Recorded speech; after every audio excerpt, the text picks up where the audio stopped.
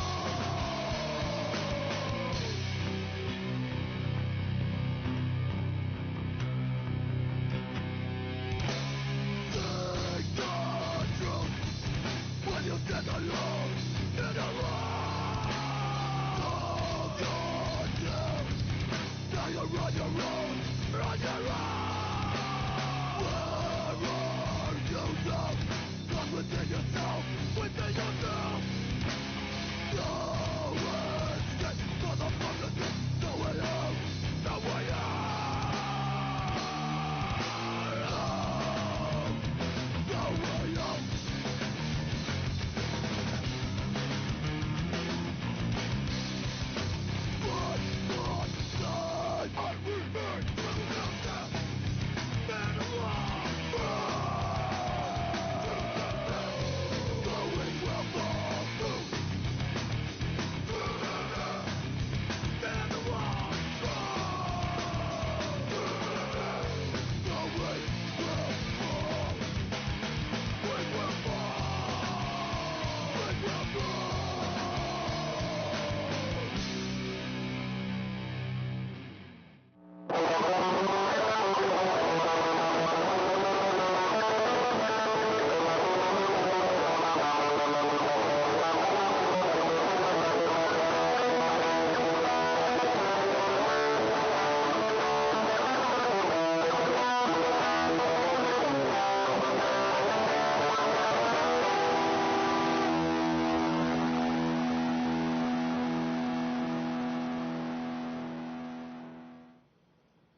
Good evening.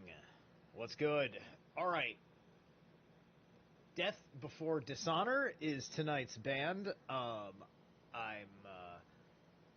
keeping some hardcore in my repertoire. It's not the music that is my great and deep love, but it is the music that I need to motivate me to punch a motherfucker in the face.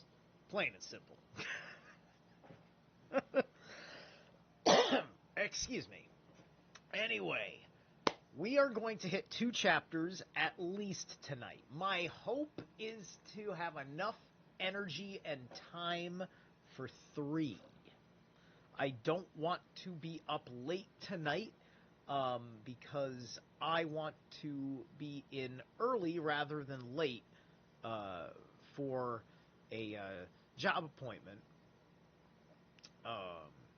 that I want to take an interview up for. So I'm very excited about that. Hopefully, we'll see how it goes. I may want to say like, hey, can I do like a 2-week trial or something? Because I have a feeling I'm going to get 1 or 2 more phone calls for interviews, and so I want to like figure that out, right? You know, I may go 2 weeks and say, I don't know if I'm super excited about the pool or how I do this particular pool job, right? It's a pool job, like cleaning pools. I think there's like installing pools. It's all sorts of pool-oriented business stuff working in the field. So anyway, okay, let me put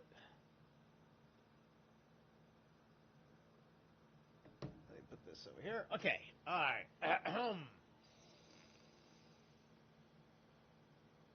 So if I can get 3 out of tonight, it will be awesome, because 3 tonight means there will be only 1 episode left of Heidegger, because that'll be like literally it. Like literally, we're done. Because it would be 3, and then I would just do 3 again. There we go. All right. Because we just got 6 chapters left. So if I'm going to do 3 chapters tonight, it's going to be 20 some odd pages. Let's rock and roll. Part 6. Temporality and within timeness as the source of the ordinary conception of time. All right. Now we're going to start getting into I took too much acid territory, right? Because now he's straight up now going to talk about the phenomenology of feeling like you are out of time, or that you are in some sort of different time, right? I made a couple of, I think I made a video just last week called Time Dilation. Yeah, I did in fact, right? Time Dilation. So I would watch that video after this live stream, or before this live stream if you are catching it in the replay. 78. The incompleteness of the foregoing temporal analysis of Dasein. To demonstrate that temporality is constitutive for Dasein's being, and how it is thus constitutive, we have shown that historicality as a state of being, which belongs to existence, is, at bottom, temporality. We have carried through our interpretation of the temporal character of history without regard for the fact that all historizing runs its course in time. Factically, in the everyday understanding of Dasein, all history is known merely as that which happens within time. But throughout the course of our existential temporal analysis of historicality, this understanding has been ruled out of order. If the existential analytic is to make Dasein ontologically transparent in its very facticity, then the factical ontocotemporal, I like that, interpretation of history must also be explicitly given its due. It is all the more necessary that the time in which entities are encountered should be analyzed in principle. Not only history, but natural process, too, are determined by time. But still more elemental than the circumstance that the time factor is one that occurs in the sciences of history and nature is the fact that before Dasein does any thematical research, it reckons with time and regulates itself according to it. And here again, what remains decisive is Dasein's way of reckoning with its time, a way of reckoning which precedes any use of measuring equipment by which time can be determined. The reckoning is prior to such equipment and is what makes anything like the use of clocks possible at all. In its factical existence, any particular Dasein either has the time or does not have time. It either takes time for something or cannot allow any time for it. Why does Dasein take time, and why can it lose it? Where does it take time from? How is this time related to Dasein's temporality? Right? Now, immediately while I'm thinking of this conversation, right, like, the quantum conversation has a very, very irrational side to it. A side that makes people uneasy because it has an erraticness to it, because it feels like it's dislodged from your axis mundi. Right, and then it puts you in a state of the hanged man. When your relationship with time changes from anything that you have had a relationship with before, it freaks you out the first time, right? My heroic dose of albino penis envy freaked me out, and I'm very well accustomed to taking mushrooms, right? So, at the same time, that gives me a different sense of time dilation. My time on ayahuasca that one time gave me a sense of time dilation, right? These are extreme examples from medicine teachers. There's the timelessness of being in silence in meditation and just setting a timer, and how much time feels like has passed. And the only answer you know for certain is it hasn't been to the end of the timer, right? Because you have created this concept called 15 minutes, and you are going to do precisely this and only this for 15 minutes, creating a certain kind of Dasein of your own informed will.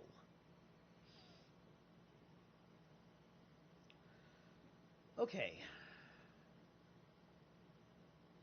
Let me read this passage again. In its factical existence, any particular Dasein either has the time or does not have time. Okay, all right, I'm back on track. Factical Dasein takes time into its reckoning without any existential untemporality. Reckoning with time is an elemental kind of behavior which must be clarified before we turn to the question of what it means to say that entities are in time. All Dasein's behavior is to be interpreted in terms of its being. That is, in terms of temporality. Now, let me tell you something. Somebody who kind of has, like, I'm my Mars energies, myself as an Aries, is so powerfully placed. I'm very much, crash through more Aries than the typical Aries. I kind of became that unconsciously because I was giving over to just simply being mad because I didn't understand why I didn't get what I wanted, because I felt like I did nothing wrong, and that I thought that I made everybody happy and you know, like that kind of thing, right? And temper tantrums galore and everything else. And that had a mark on my feelings about what other people mean and how that affects how I'm paying attention, which changes my relationship with time, right? For them, I'm this fast thing in their slow world. To me, they're a slow thing in my fast world. I'm 44 years old, and I am still a fast thing in their slow world. Because, you know, yeah, you have to protect something about that inner child in your heart the whole way through. There's something there you just got to do about that.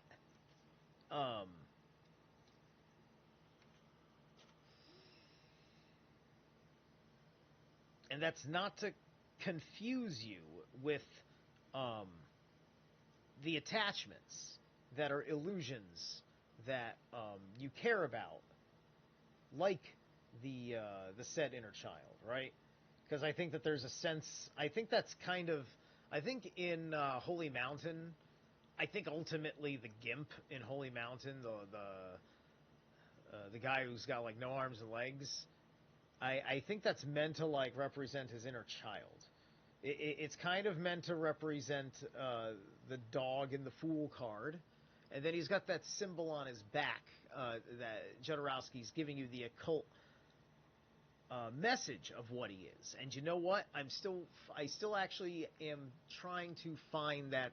I don't know what that symbol is yet. So, props on the master. I have a very important clue to follow, right? Like these are like opening scene images that tell you the whole scene, and it's an opening movie image because there's the opening with the whole ritual, and then there's the opening of the story once to bring the context together.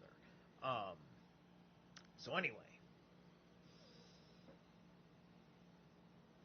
thus our previous characterization of temporality is not only quite incomplete in that we have not paid attention to all the dimensions of this phenomenon, it also is defective in principle because something like world time, in the rigorous sense of the existential temporal conception of the world, belongs to temporality itself. We must, where's my water bottle? Thank you. We must come to understand how this is possible and why it is necessary. Thus, the time, which is familiar to us in the ordinary way, the time in which entities occur will be illuminated, and so will the within-timeness of these entities. Hey, what's up, Violence? Oh, and Destruction Art Studios. I almost forgot to say hi. Thanks for popping in.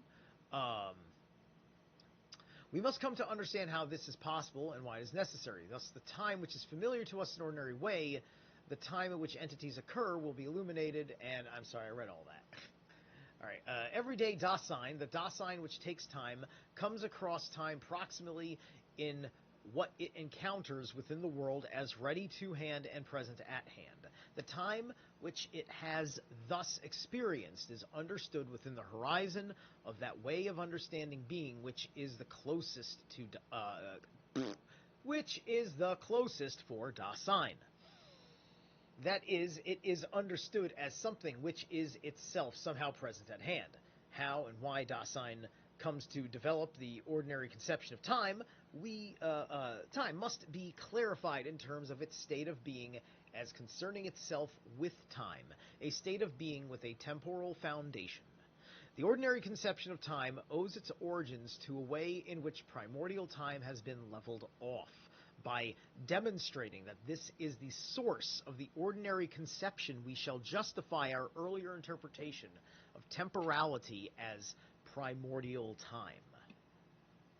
All right. So far, I'm corresponding with this. Primordial time. This is what we call the norns. I love invoking the norms and all this. In the development of this ordinary conception, there is a remarkable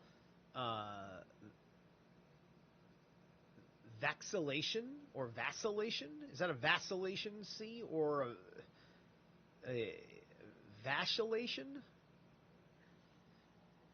I want to know what that word means anyway.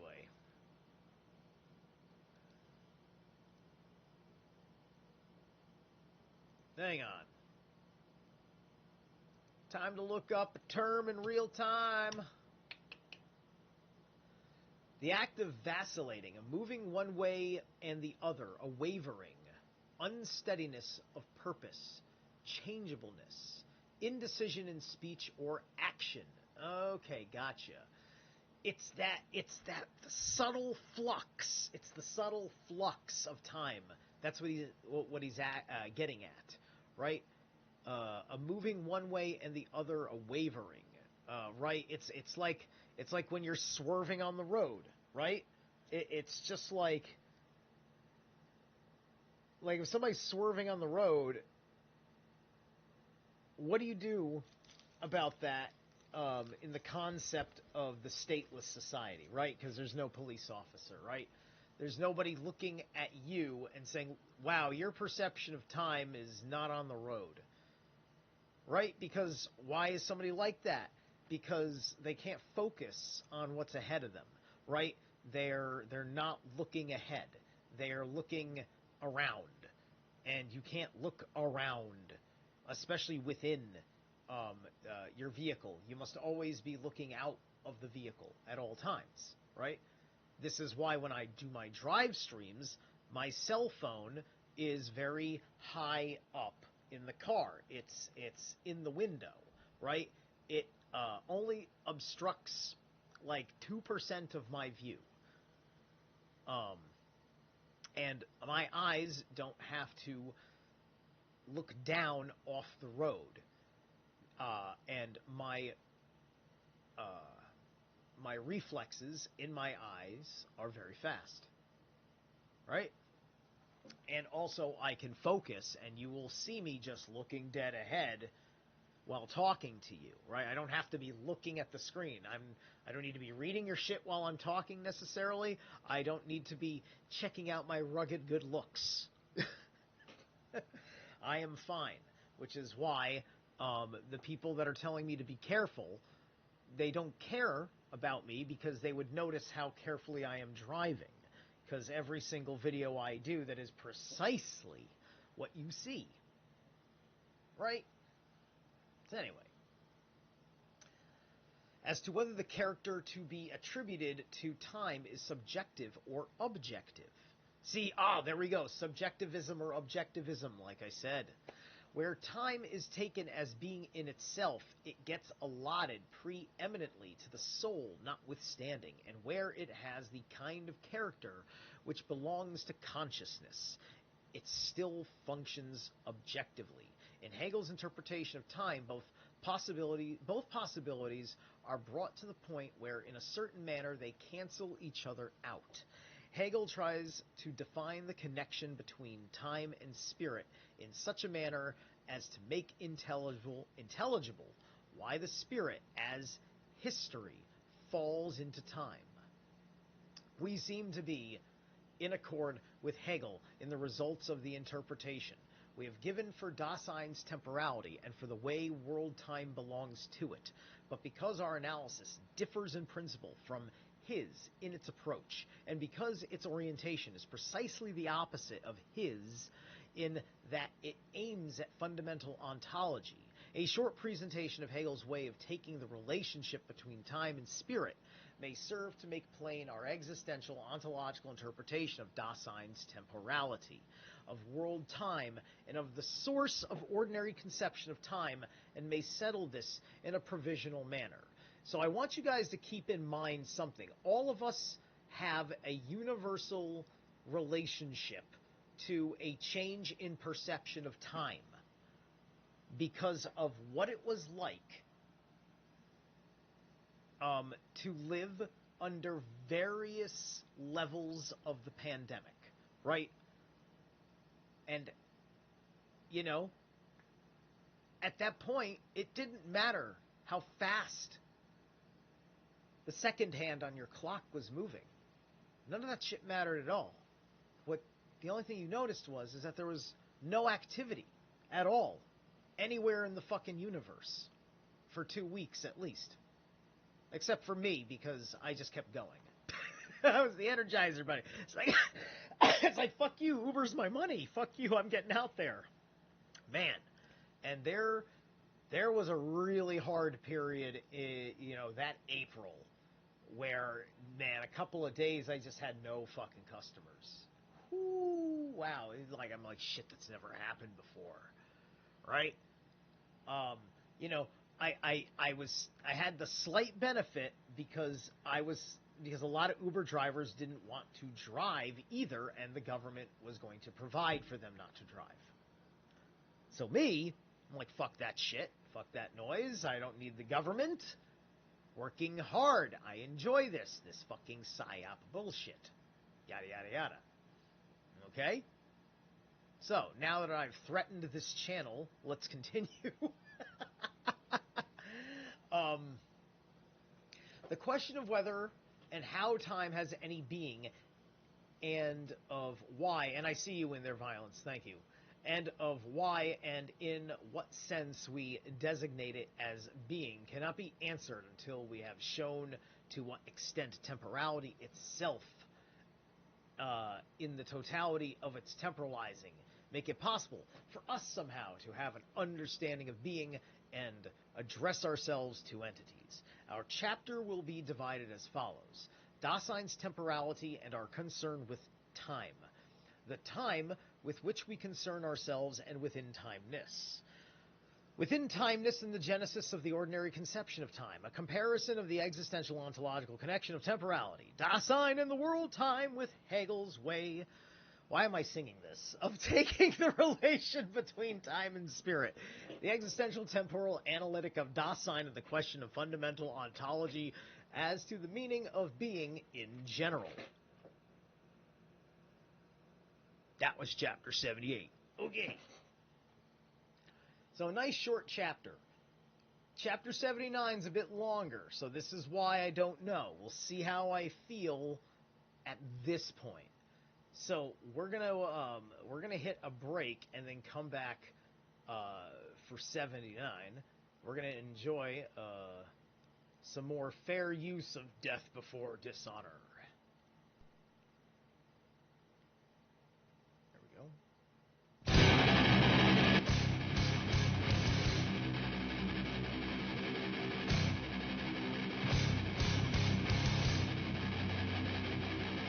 Fuck you! You fuck me! I won't let it be! You did this to me! You destroyed my day! The day!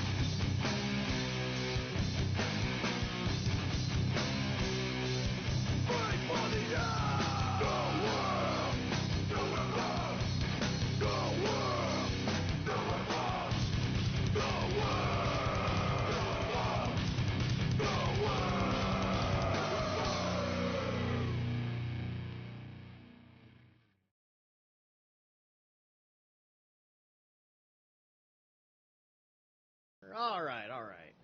I have to. I got no idea where the songs stop and end. Nothing was time stamped anywhere. I even checked the comments section. Sometimes a fan does that. So I have no idea how long each song is. And hardcore songs, they end suddenly more than they don't.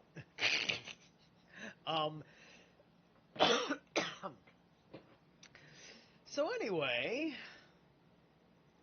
kaboom.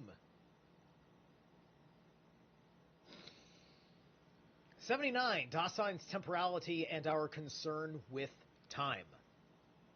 Dasein exists as an entity for which, in its being, that being is itself an issue. Essentially, ahead of itself, it has projected itself upon its potentiality for being before going on to any mere consideration of itself. In its projection, it reveals itself as something which has been thrown. It has been thronely abandoned to the world and falls into it concernfully. Hang on. All right, let's see what we got here. Get off the screen. You can't see it on screen, but I've got a... Oh my gosh. Hold on. How do I get rid of this? Escape? I'll hit paste? Alright, whatever. Go away. Alright. Nothing.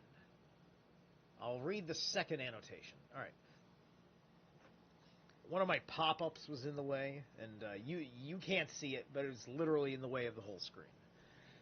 As care, that is, as existing in the unity of the projection which has been fallingly thrown, this entity has been disclosed as a there.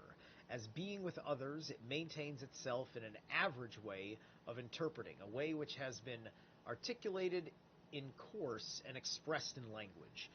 Being in the world has always expressed itself, and as being alongside entities encountered within the world, it constantly expresses itself in addressing itself to the very object of its concern and discussing it. The concern of circumspective common sense is grounded in temporality, indeed in the mode of a making present, which retains and awaits. Such concern as concernfully reckoning up, planning, preventing, or taking precautions always says, whether audibly or not, that something is to happen then, that something else is to be attended to beforehand, that what has failed or eluded us on that former occasion is something that we must now make up for.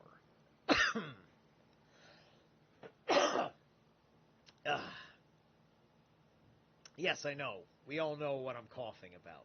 Shut up. Dann soll das Geschehen zwar jins sein Erledigung finden jest, das nachgeholt werden, was damals misslang und entton. Notice that the German dann, unlike its English cognate then, is here thought of as having primarily a future reference. In the then, concern expresses itself as awaiting in the on that former occasion, as retaining in the now, as making present in the then, but mostly unexpressed, lies the now not yet. That is to say, this is spoken in a making present, which is either awaitingly retentative or awaitingly forgetful. In the on that former occasion lurks the now no longer. With this retaining expresses itself as a making present which awaits the then, and the on that former occasion are understood with regard to a now. That is to say, making present has a peculiar importance. Of course, it always temporalizes itself in a unity with awaiting and retaining, even if these may take the modified form of a forgetting which does not await anything. In the mode of such forgetting, temporality ensnares itself in the present, which, in making present, says preemptively now, now. That which concern awaits as what is closest to it gets addressed in the forthwith, the im soglich. What has been made proximately available or has been lost is addressed in the just now, the im soben. The horizon for the retaining which expresses itself in the on that former occasion is the earlier. The horizon for the then is the later on, that which is to come. The horizon for the now is the today.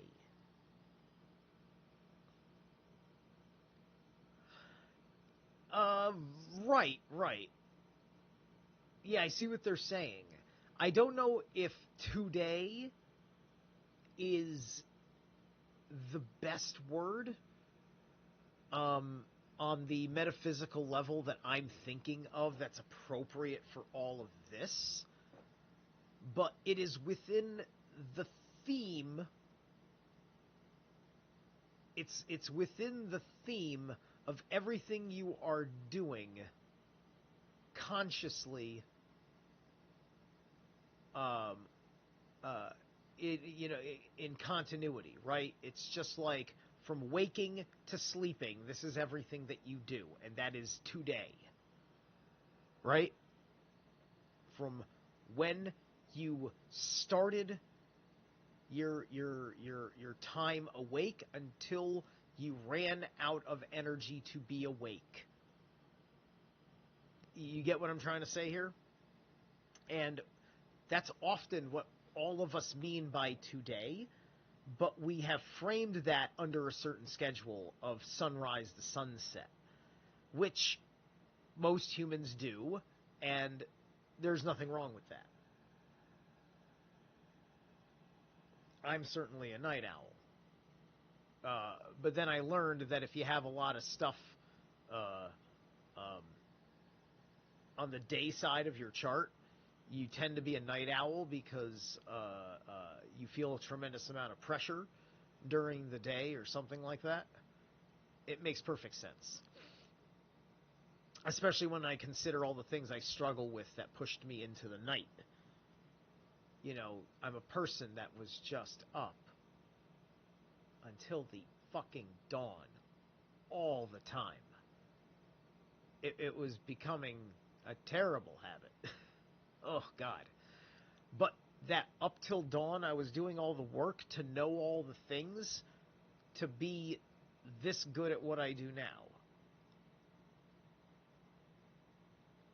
Whether 300 people acknowledge it or not.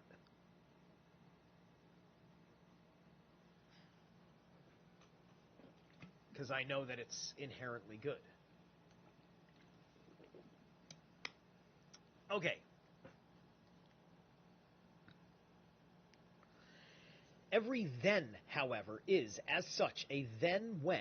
Every on that former occasion is an on that former occasion when. Every now is a now that.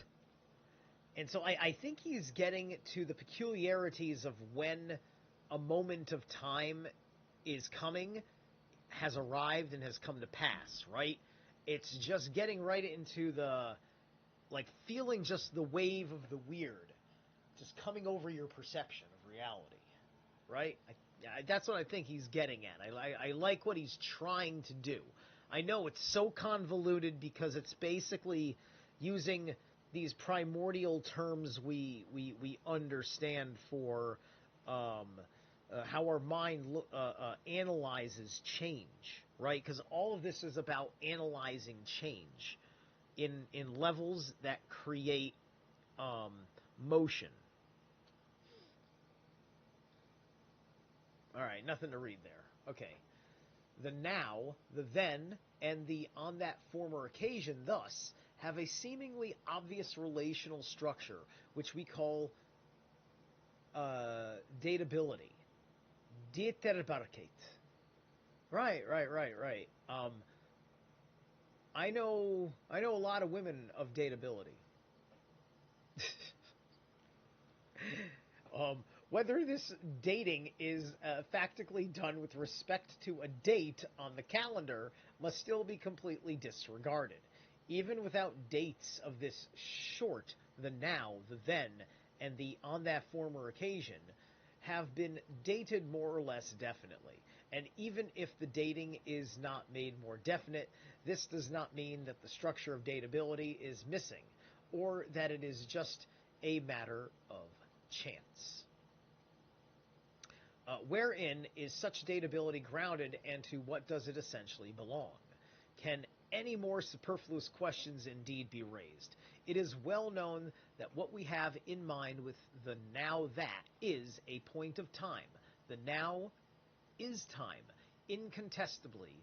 The now that, the then when, and the on that former occasion are things that we understand, and we also understand in a certain way that these are all connected with time. Right. And to me, it's thinking about that in the context of just, like, trying to hold every memory that's important to you, right? You know? And trying to have enough personal growth to where you don't have to you don't have to burn your memories out, right? Like, I don't want to forget all the embarrassing things I've ever done, right? Just because they will arise within me and I'll go, ugh, right? I don't want to lose all that. I don't need to lose all that. I need to own all of that and place it in a new origin story. That's all I have to do with my fucking quote-unquote history. And I think that Heidegger would agree with me. That's what I think. All right. But that with this sort of thing, one has time itself in mind, and how this is possible, and what time signifies. These are matters of which we have no conception in our natural understanding of the now, and so forth. Is it indeed obvious, then, that something like the then, the now, and the on the former occasion is something we understand without further ado, and quite naturally bring to expression? See, that's a good question, because are you prepared to understand that right now as we're talking, right? If you've read, like, imagine if somebody just opened this book and just read this chapter without any prior chapter. He would have no fucking idea what he's talking about. It would look like gibberish. I've been following pretty good, right? But I tell you what, man, I don't know if I'd want to, but if it mattered enough in the future, I'd have to read it again, because I'd be like, man, I bet some sentence is going to make way more sense to me the next time. The question is, when do I want to torture myself just reading it quietly? Okay. But don't we love hearing it aloud, though? Isn't it interesting with me bringing it to life? Where do we get this now that? Have we found this sort of thing among entities within the world, among those that are present at hand? Manifestly not. Then, have we found it at all? Have we ever set ourselves to search for this and establish its character? We avail ourselves of it at any time without having taken it over explicitly, and we constantly make use of it even though we do not always make utterances about it. Even in the most trivial, offhand kind of everyday talk. It's cold, for instance. We also have in mind a now that. Why is it that when Dasein addresses itself to the objects of its concern, it also expresses a now that, a then when, or an on that former occasion when, even though it does so mostly without uttering it? First, because in addressing itself to something interpretively, it expresses itself too. That is to say, it expresses its being alongside the ready to hand, a being which understands circumspectively and which uncovers the ready to hand and lets it be encountered. And secondly, because this very addressing and discussing, which interprets itself also, is based upon a making present and is possible only as such.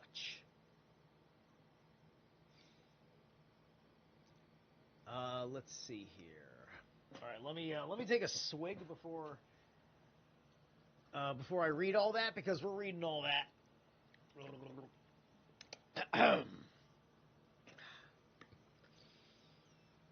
Das sich aus Legend gegenwärtigen, das heißt, dass ihm jetzt engesprochen ausgegelt nennen wir seit deren bekundert sich lediglich, dass die Sittlichkeit als ekstatisch auf ihn kenntlich zunascht und so weiß nur in dieser besonderen Ausgelegt bekannt ist.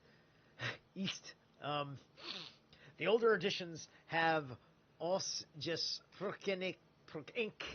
or expressed, rather than enges prokin, addressed.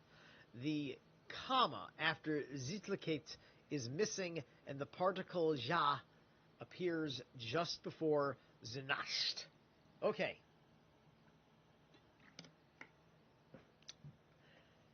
Violence is going to make tea, everybody. We needed to know that.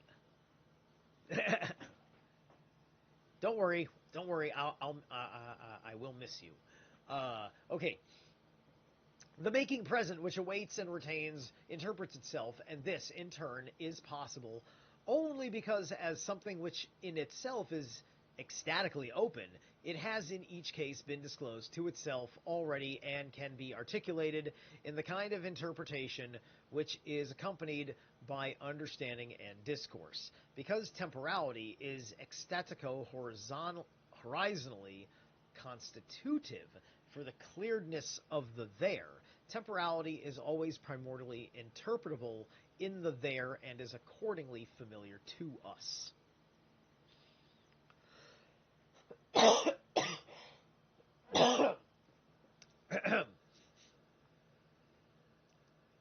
The making present, which interprets itself, in other words, that which has been interpreted and is addressed in the now, is what we call time. This simply makes known to us that temporality, which, as ecstatically open, is recognizable, is familiar, proximally, and for the most part only as interpreted in this concernful manner. Oh, that was an I, not a one. So all that applies to this passage.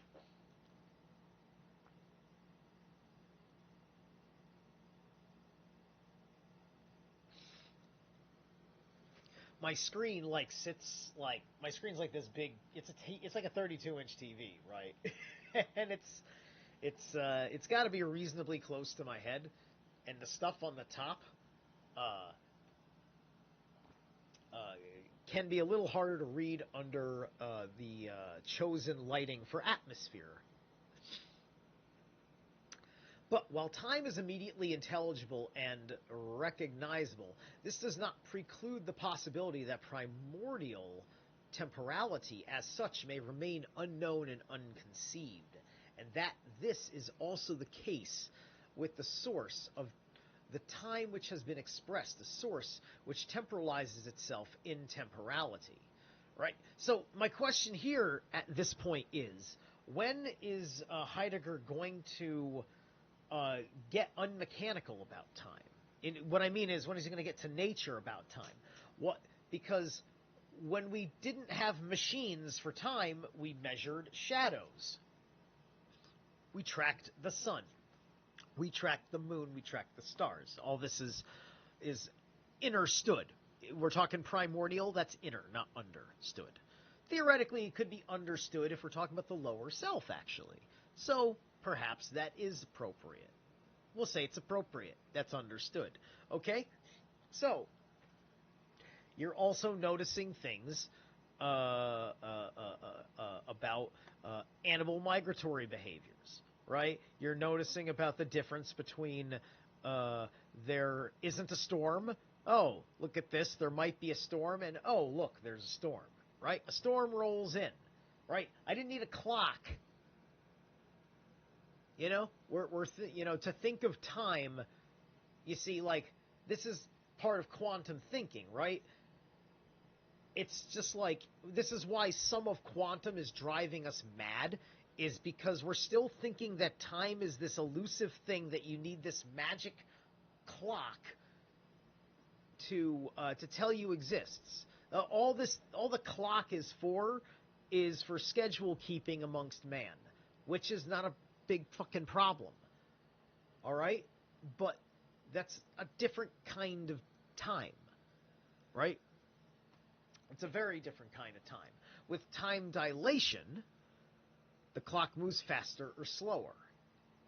We get terrified when we see a clock moving faster because we feel like we've lost control. Everything is happening before I can react to it, right? When the clock slows down, now we're in bullet time, baby. Now we're in bullet time. Okay.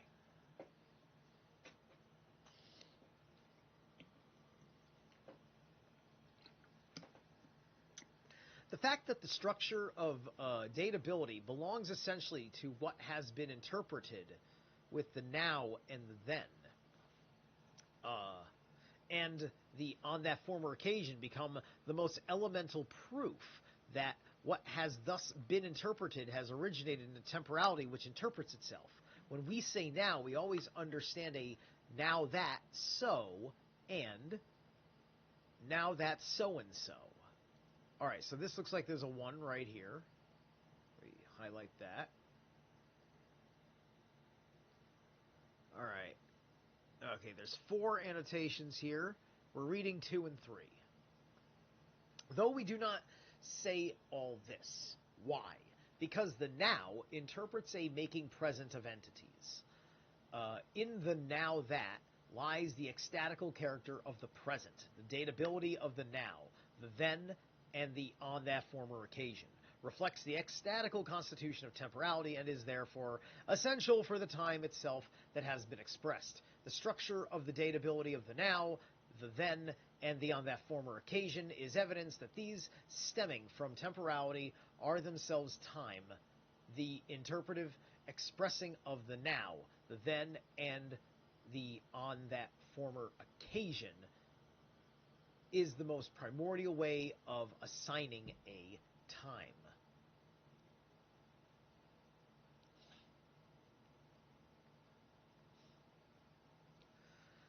Dass dies von Stamme der Sittlichkeit selbst sind, das ausliegend Ausbrechen der Zest dann und damals ist die ursprüngliche Zisangib. The earlier editions have sei instead of dice, which we have generally tried to reserve the verb assign for the verbs such as verweisen and zuweisen. It is convenient to use it in the chapter to translate such expression as ig, engiven, angebe, and zeit angebe.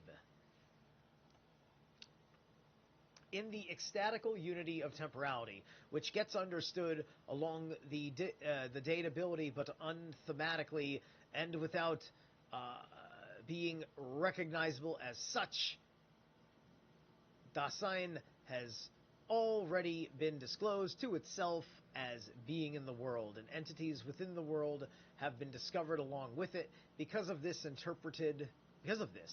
interpreted time has already been given a dating in terms of those entities which are encountered in the disclosedness of the there, now that the door slams, now that my book is missing, and so forth.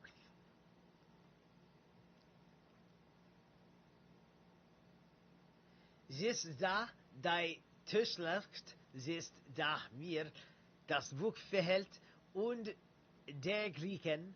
While the phrase jetzt da ordinarily means now that, Heidegger here seems to be interpreting it with an allusion to the da, which we have usually translated as there, the da of Dasein. Okay.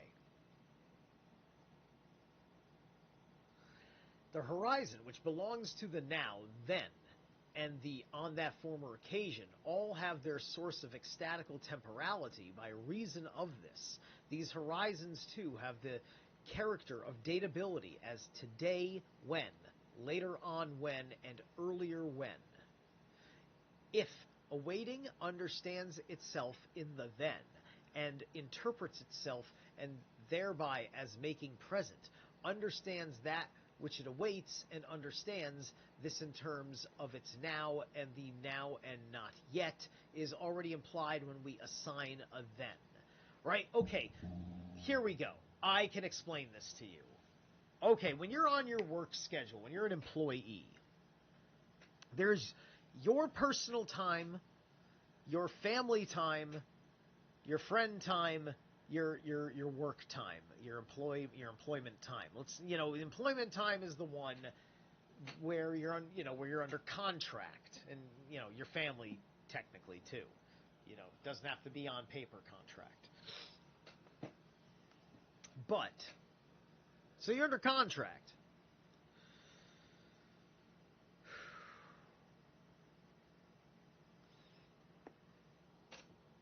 To come in at certain times, and during those times you are operating at a certain speed for that work, right? At my last job, I had to slow down a lot. I was doing everything way too quick. I got a strong handle on watering the plants, but it took me a long time to slow down on anything else that wasn't watering the plants.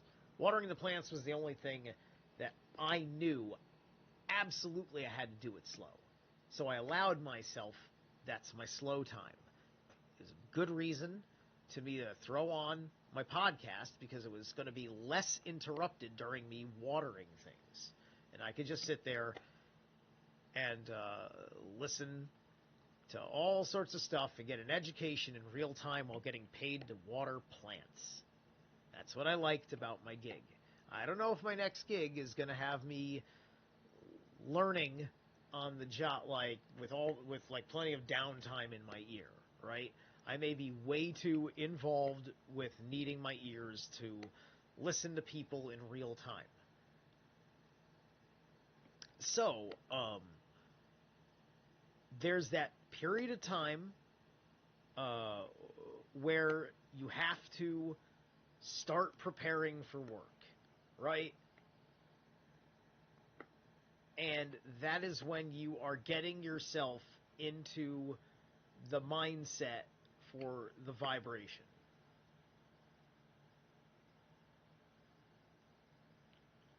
And then you get on that vibe, you're on that frequency, you're oscillating at whatever speed that company wants you to go at, right? Which is a speed that you're giving a lot of energy to, and so that's taking you through the day and everything else, right?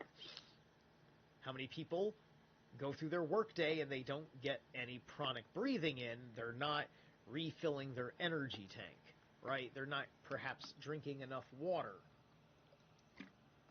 Although we're pretty good about water, there's a lot of reminders about hydration out there, but there's not enough reminders about time for deep breaths, or time to control breaths under emergency.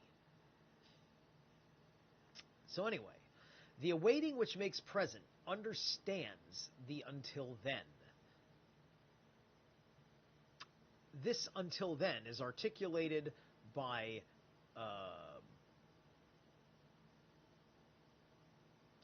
until then is articulated by interpretation. It has its time as the in-between, which likewise has relationship of datability. This relationship gets expressed in the during this or meanwhile. Währenddessen. The during can itself be articulated awaitingly by concern, by assigning some more thens. The until then gets divided up by a number of from then till shen. Why did I say shen? From then till thens, which, however, have been embraced beforehand in awaitingly projecting the primary then. Enduring gets articulated in the understanding one has of the during when one awaits and makes present. All right.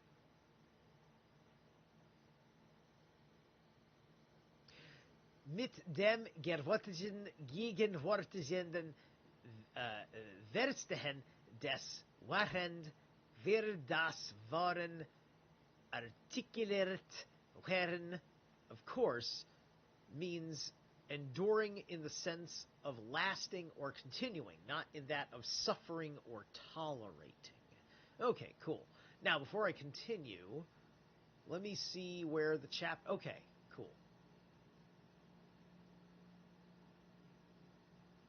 All right, so 2 pages and a portion. Let's do it. This lasting Doren, in terms, is the time which is manifest in temporality's interpretation of itself. In one concern, this time thus gets currently, but unthematically understood as a span, spanna. This making present which awaits and retains lays out a during with a span, only because it has thereby disclosed itself as the way in which its historical temporality has been ecstatically stretched along, even though it does not know itself as this, a span, like the joke when you talk like a Native American and it was many moons ago. And I like saying many moons ago, so, I hate that it's such a mocked tone, right? And it's just it's the irritation of the knuckleheads out there, right? It's just like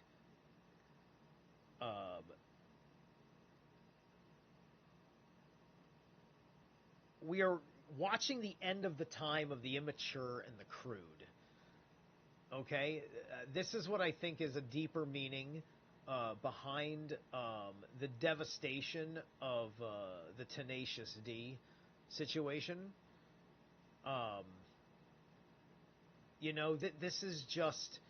This is more of the energy of,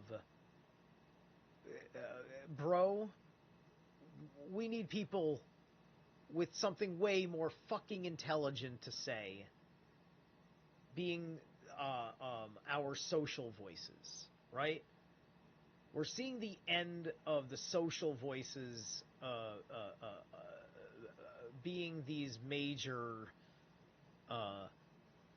persons that have been a part of the establishment from the get-go. Brought up, most of these people were brought up in the narcissistically delusional families that push them into Hollywood, and so they've been groomed for this, right? Jack Black is what he is practically by contract, because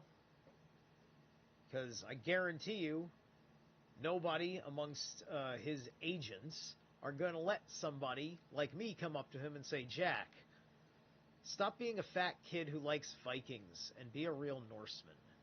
Stop embarrassing your fucking self in real life. You're funny as fuck, but carry yourself with some fucking dignity. Right? This is my point.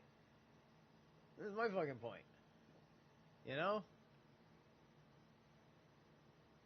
And personally, as far as I'm concerned, I think they should never play that Sasquatch song again. That is so cringingly, that's a bad song. I'm sorry. It's ugh, right? You know, and that's the only song I can really think of that, like, I'm just like, ugh, I can't. I don't even want to like, I just don't even think this is funny.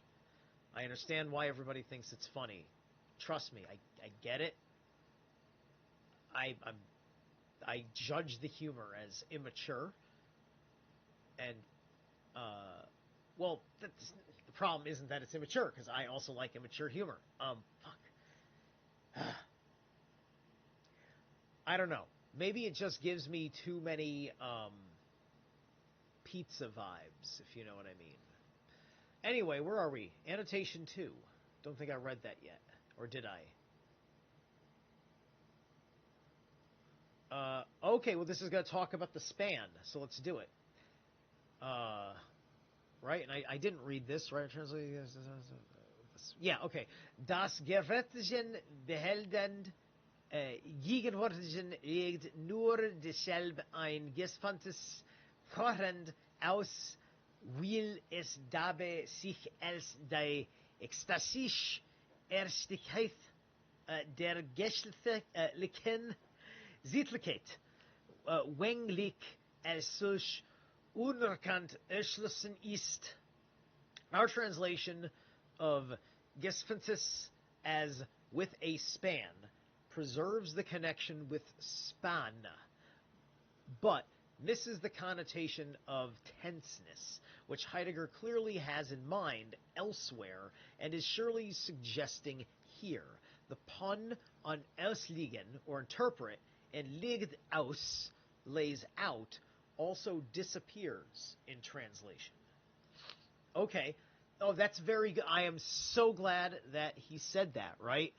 So, there's also within this term, talking about a span of time, in the German, a use for a pun.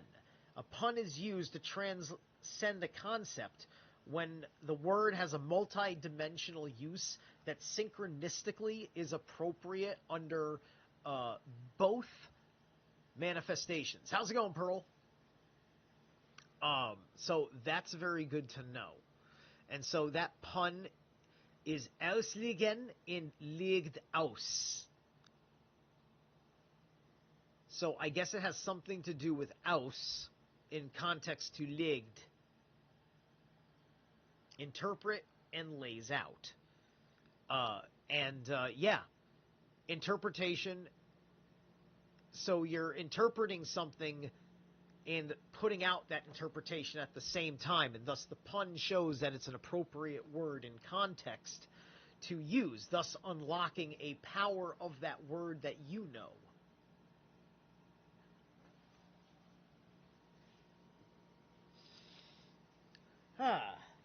I wonder if Reading Rainbow is proud of me.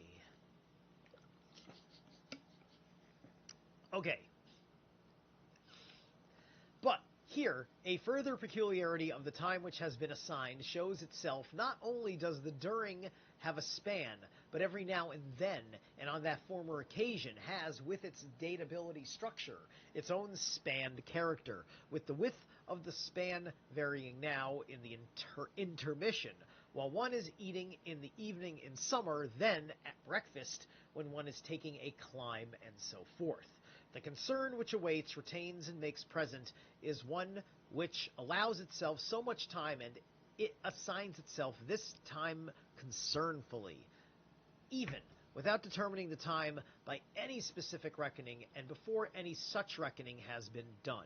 Here, time dates itself in one's current mode of allowing oneself time concernfully, and it does so in terms of those very matters with which one concerns oneself environmentally and which have been disclosed in the understanding with its accompanying state of mind.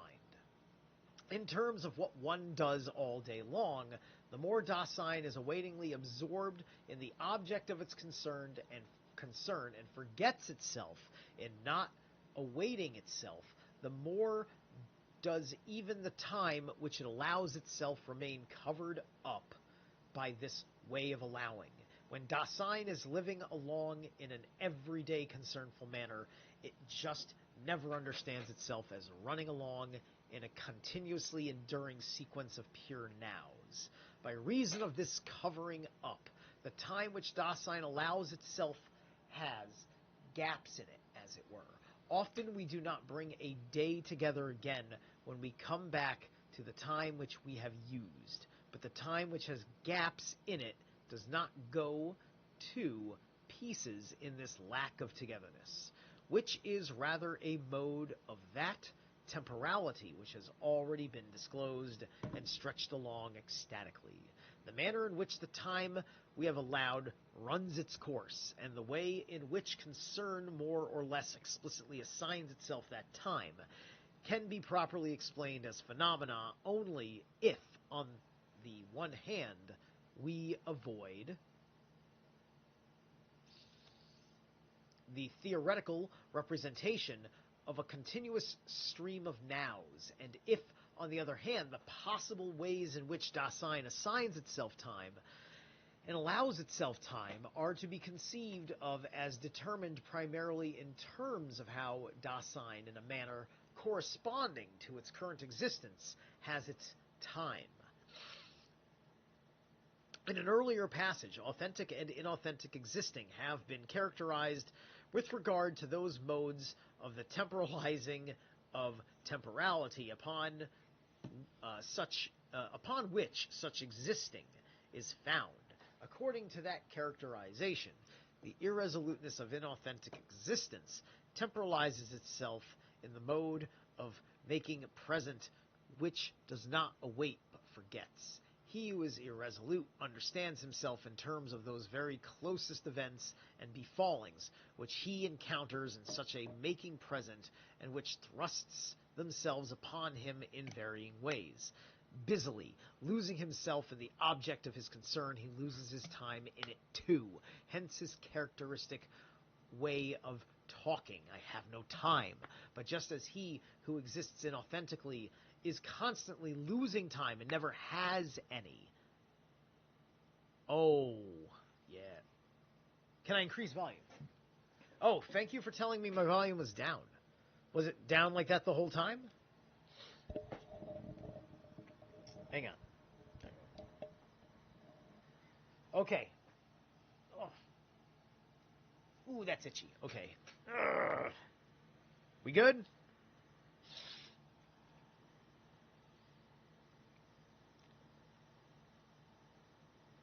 Okay, according to temporalizes, but forgets closest self in the object of his concern, loses himself in it time, hence his characteristic way of talking. Right, okay. Sorry about that.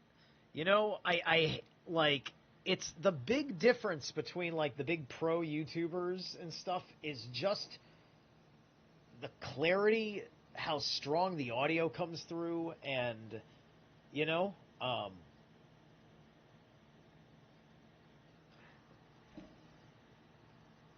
and because these are kind of on a flow state because of where I'm at in my life, it's about time, right? It's just like I try to keep everything set up a certain way, so I always got a rough idea of where I need to put all my audio settings, so everything is nice and poppin'. And when I'm doing this, I expect feedback from the chat room when the chat room's up, to help me know. It's either that or I have to be, while I'm live, hopping up on my phone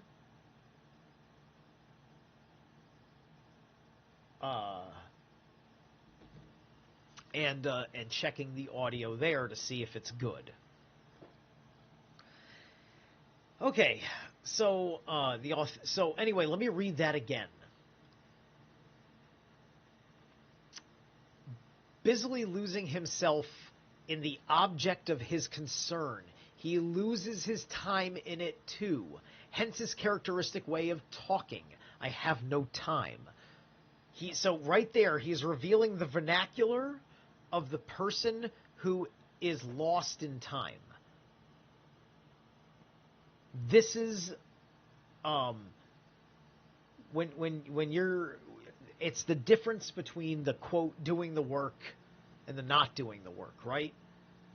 The work is what? It's everything that you don't have to do to make sure that everything is taken care of every day, but that you have to actively choose to make time for. And for some strange reason, you just don't.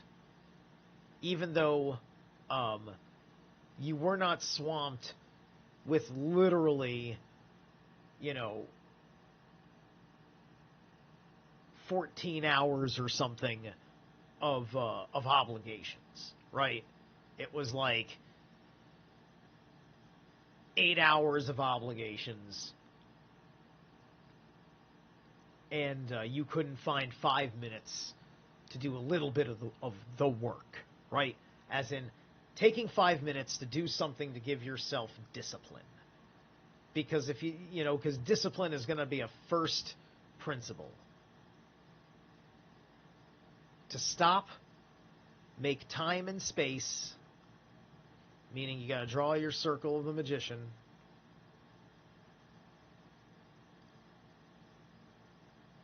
and sit with yourself. Do something that involves sitting with yourself.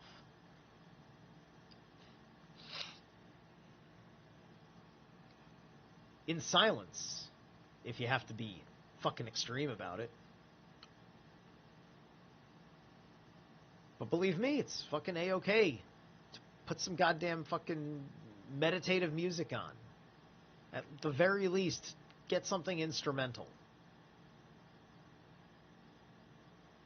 Right? And then when you're fucking perfectly awesome with meditating, you can be silent, you can be whatever fucking music you want. It could be somebody else's fucking music because you know how to fucking, do it anyway, But anyway.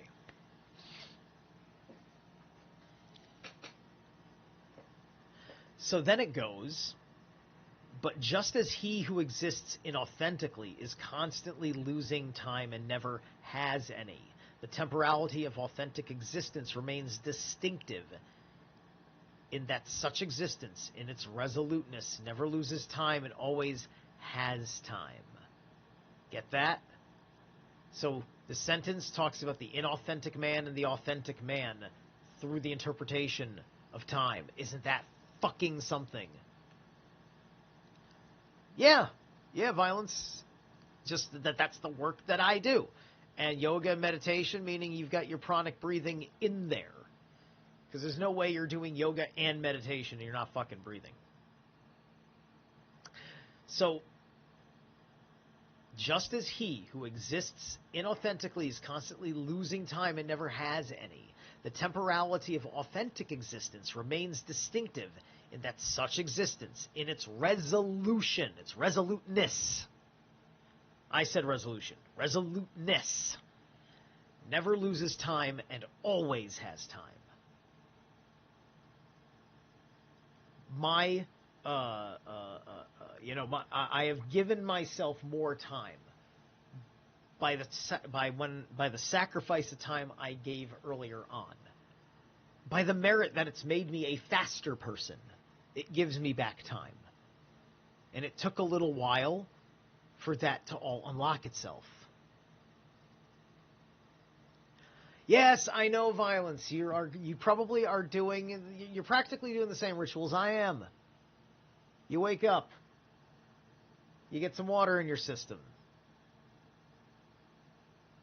You get straight to the yoga mat. You do some breathing, you do some yoga while you're breathing, and then you meditate afterwards. I'm assuming that you are meditating after you do yoga. You're supposed to do yoga first, because that's opening up all the channels to empower your meditation. I would also recommend doing Qigong before you do meditation. That's what I do. Right? Pranic breathing, yoga, Qigong, and then meditation. And have some sort of mantra. Have some sort of mantra for yourself. right? And and when you say that mantra is the only time you break silence. You do not speak during this time. All right.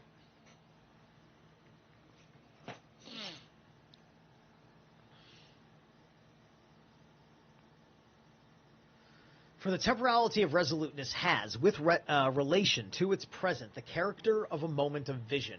When such a moment makes the situation authentically present, this making present does not itself take the lead, but is held in the future, which is in the process of having been.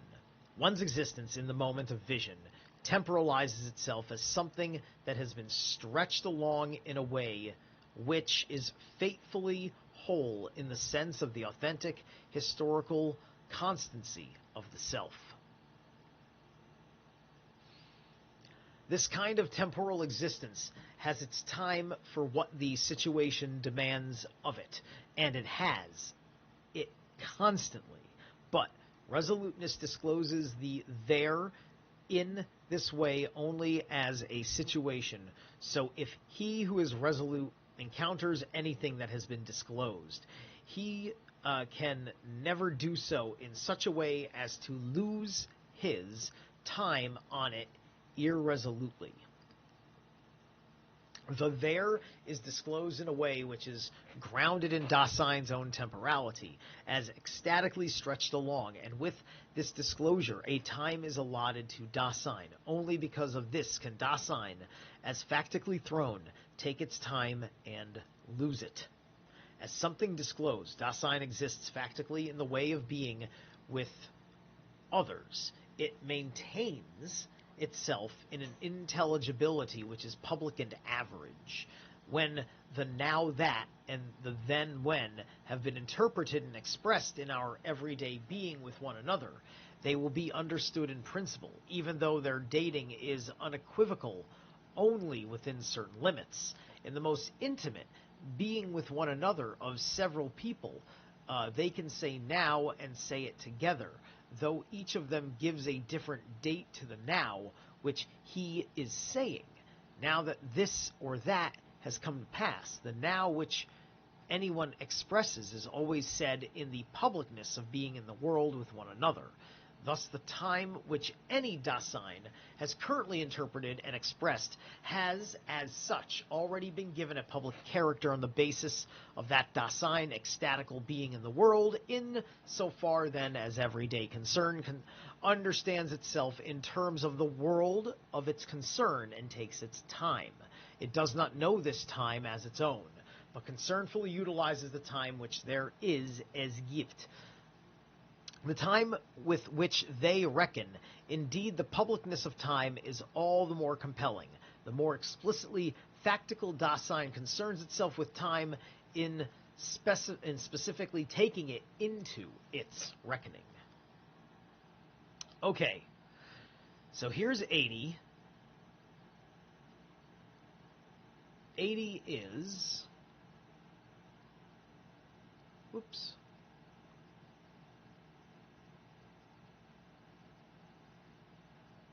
464, 472. Okay. So 80 is going to be about 12 pages, all right? And we're going to do it. We're going to do it. I'm feeling pretty good. It's been less than 90 minutes so far. It's been about an hour on this one chapter. I really didn't want to stop. It was close. I was going on long tangents, and I said, fuck it. So anyway, we're going to run through on the next song over here, and I'll see you guys in a few minutes. I'm going to slit my wrists, put the blood in a plastic bag, freezer dry lock, and put it in the freezer, freeze it solid. Then I'm going to carve out of my heart and blood a sharp, pointy stake, and I'm going to drive it through my neck.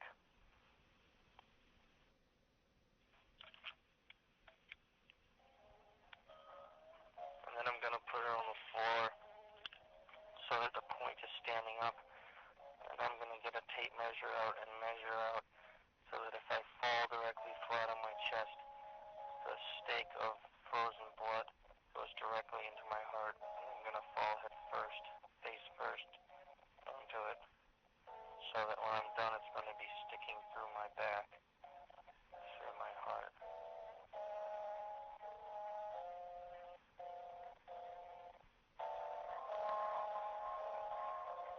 How's your day going? Grim! Grim!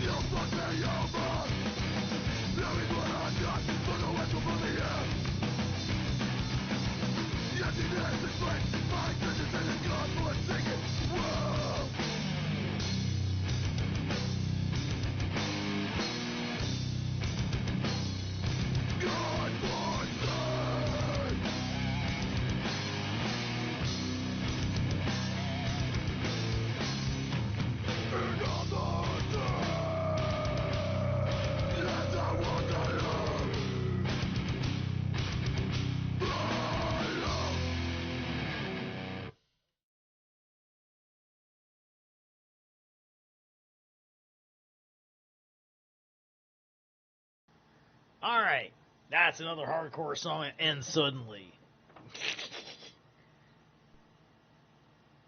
Bang. Alright, 12 pages. I might go like 6 pages and take another break. And let's blow this up. Okay. 80. The time with which we concern ourselves and within timeness. So far, we have only had to understand provisionally how Dasein as grounded in temporality is, in its very existing, concerned with time, and how, in such interpretive concern, time makes itself public for being in the world. But the sense in which time is, if it is of the kind which is public and has been expressed, remains completely undefined, if indeed such time can be considered as being at all. Before we can make any decision as to whether public time is merely subjective or objectively actual, or neither of these, its phenomenal character must first be determined more precisely. When time is made public, this does not happen just occasionally and subsequently. On the contrary, because Dasein as something ecstatico-temporal is already disclosed, and because understanding and interpretation both belong to existence, time has already made itself public in concern. One directs oneself according to it, so that it must somehow be the sort of thing which every man can come across. Although one can concern oneself with time in the manner which we have characterized, namely by dating in terms of environmental events, this always happens basically within the horizon of that kind of concern with time, which we know as astronomical and calendrical. Time reckoning, such reckoning does not occur by accident, but has its existential ontological necessity in the basic state of Dasein as care. Because it is essential to Dasein that it exists fallingly as something thrown, it interprets its time concernfully by way of time reckoning. In this, the real making public of time gets temporalized, so that we must say that Dasein's thrownness is the reason why there is time publicly. In geht sich eigentlich Verhoffnung der Zeit so, dass gesagt werden muss, die Worfenheit des Daseins ist der Grund dafür, dass es öffentlich gibt. Heidegger's quotation marks around Gift suggest an intentional pun which would permit the alternative translation, the reason why Dasein gives time publicly. If we are to demonstrate that public time has its source in factical temporality, and if we are to assure ourselves that this demonstration is as intelligible as possible, the time which has been interpreted in the temporality of concern must first be characterized, if only in order to make clear that the essence of concern with time does not lie in the application of numerical procedures and dating. Thus, in time reckoning, what is decisive from an existential ontological standpoint is not to be seen in the quantification of time, but must be conceived more primordially in terms of the temporality of the Dasein which reckons with time. Public time turns out to be the kind of time in which the ready-to-hand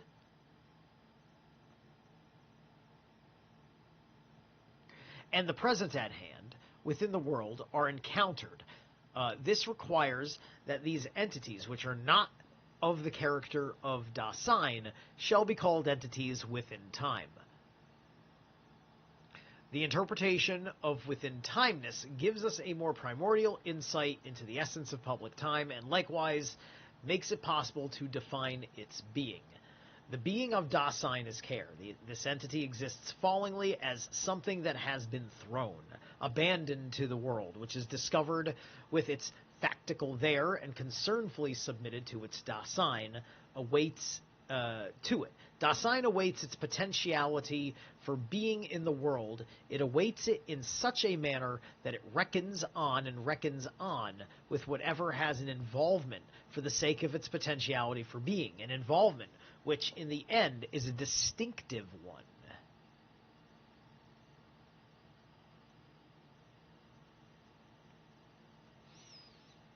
Okay, I don't have to read either of those.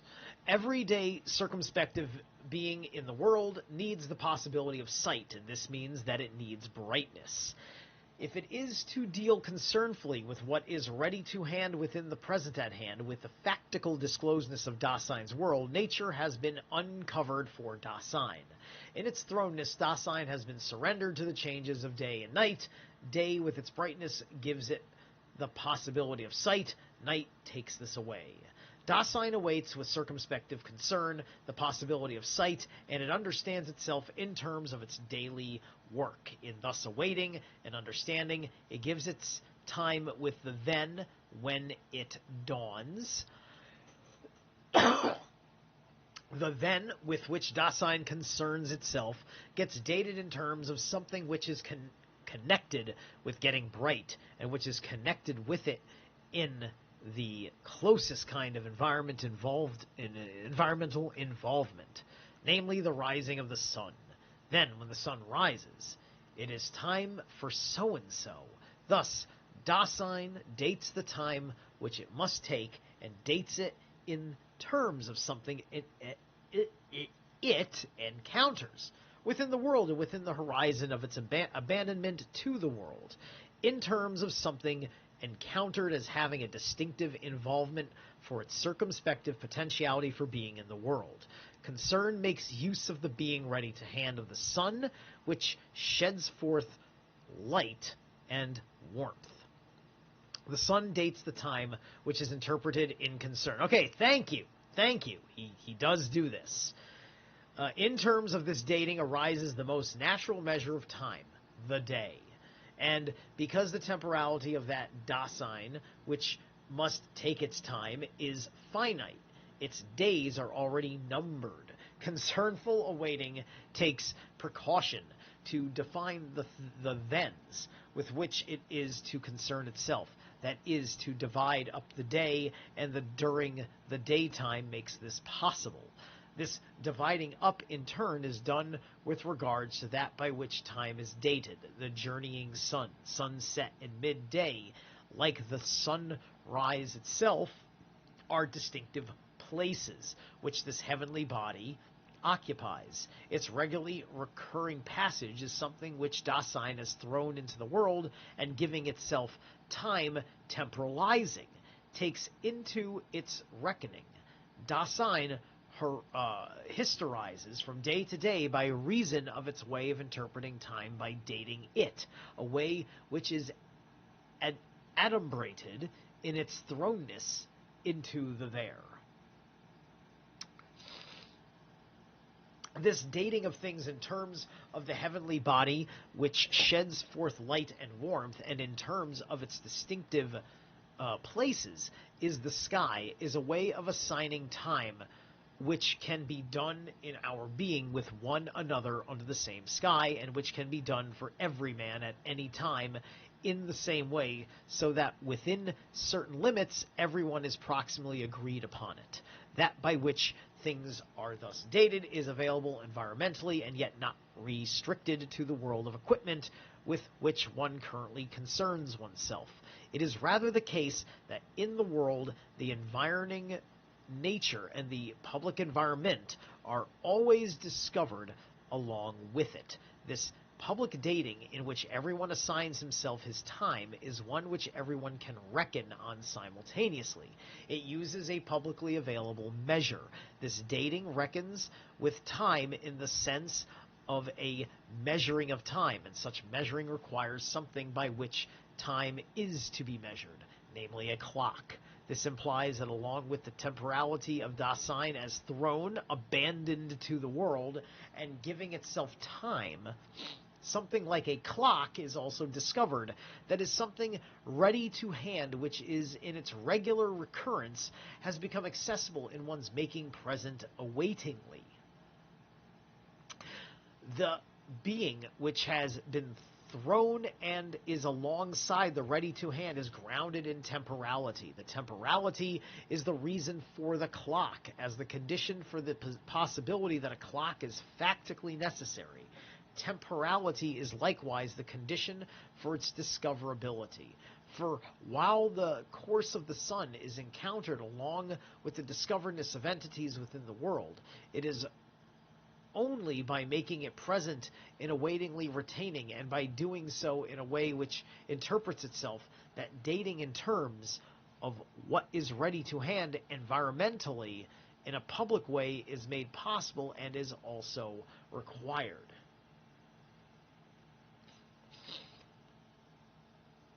Dasein has its basis in temporality, and the natural clock, which has already been discovered along with Dasein's factical thrownness, furnishes the first movement for the production and use of clocks, which will be somewhat more handy. It also makes this possible. Indeed, it does this in such a manner that these artificial clocks must be adjusted to that natural one if the time which is primarily discoverable in the natural clock is to be made accessible in its turn. All right, let me see here.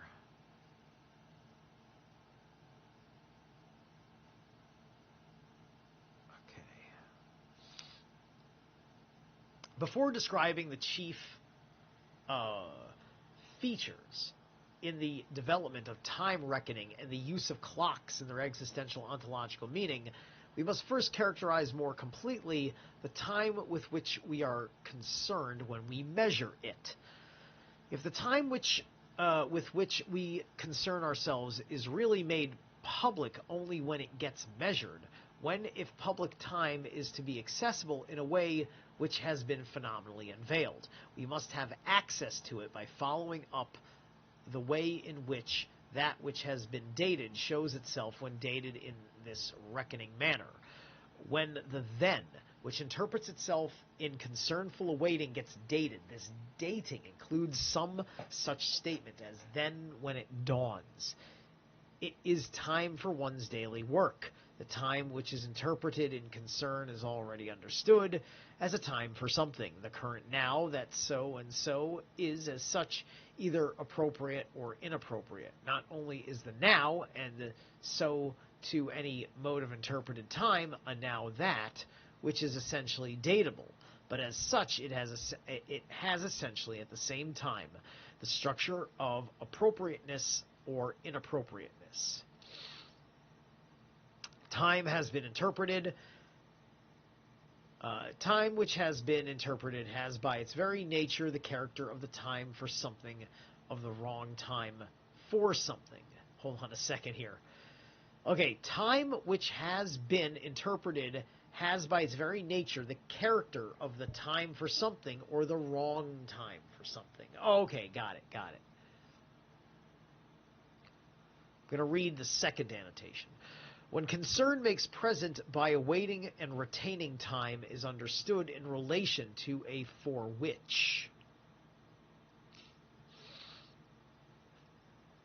Ein wozu. Here, English idioms call for the expression for which, rather than towards which, though the latter expression has served us fairly well in similar context, such as those cited in Heidegger's notes below.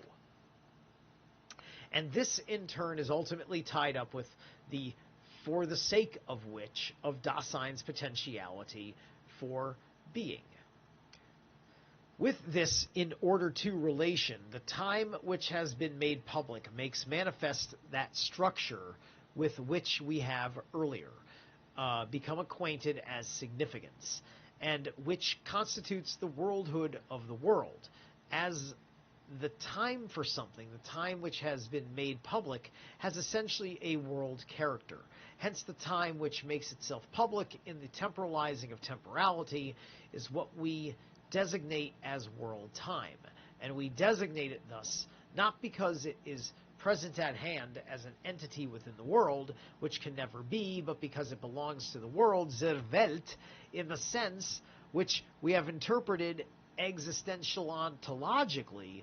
In the following pages, we must show how the essential relation of the world's structure, the in order to, for example, are connected with public time, the then when, for example, by reason of the ecstatico-horizontal constitution of temporality. Only now, in any case, can the time with which we concern ourselves be completely characterized. As to its structure, it is datable, spanned, and public, and as having this structure, it belongs to the world itself. Every now, for instance, which is expressed in a natural, everyday manner, has this kind of structure and is understood as such, though preconceptually and unthematically, when Dasein concernfully allows itself time, right? He's talking about the manifestation of an event, and that event being something that has to have a relationship with witness. It has to have a relationship with witness for the event to be an actual thing. Because we're talking about it in the world. Because this is a public sense of time, world time. He's talking about, it's like, a pandemic was a period of time. Sandy Hook was a period of time, right? And they push how far they can manipulate people in the media.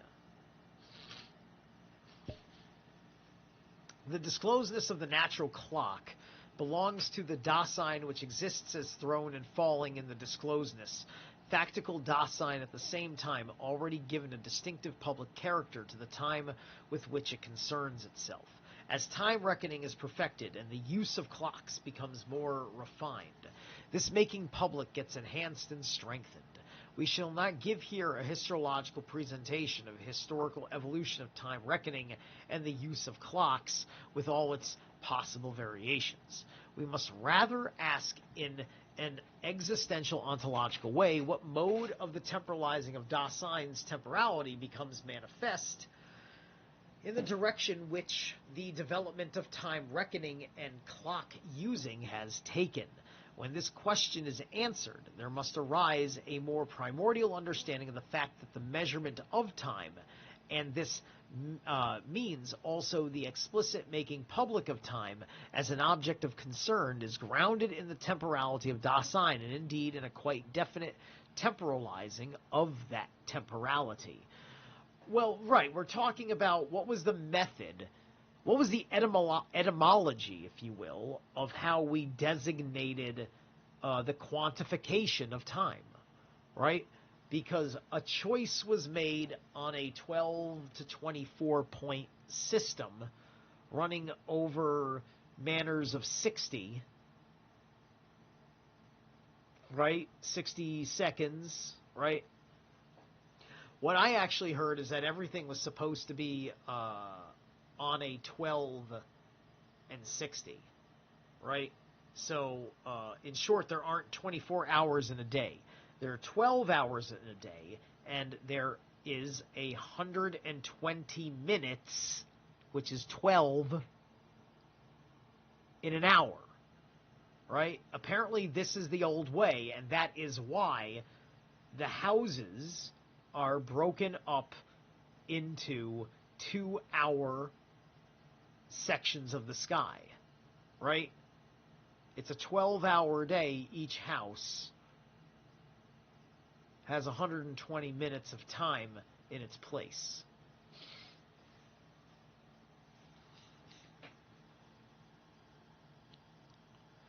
Comparison shows that for the advanced Dasein, the day and the presence of sunlight no longer have such a special function as they have for the primitive Dasein on which our analysis of natural time reckoning has been based.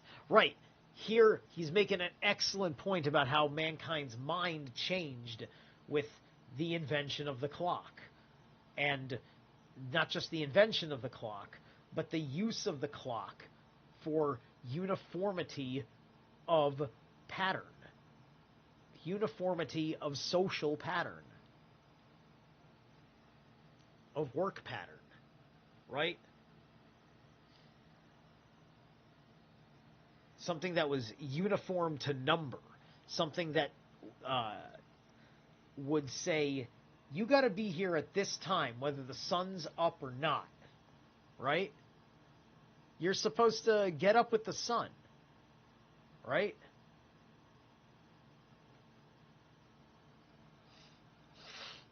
But but a business doesn't do that.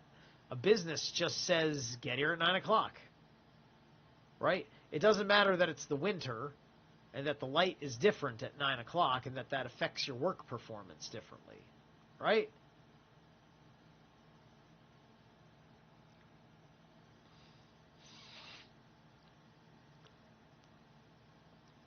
I mean, we can technically adapt to that, but we don't think about adapting to that.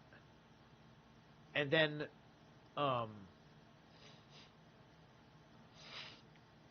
but we do it anyway. I mean, like, it's the difference between, you know, how cold it is at dawn or not, right? Because of how much time the sun has had in the sky, which then, you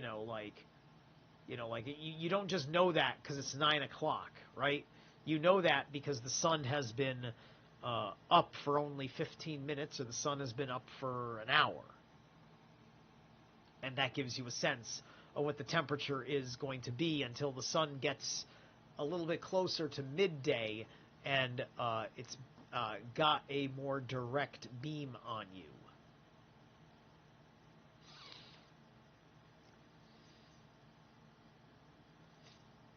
Okay.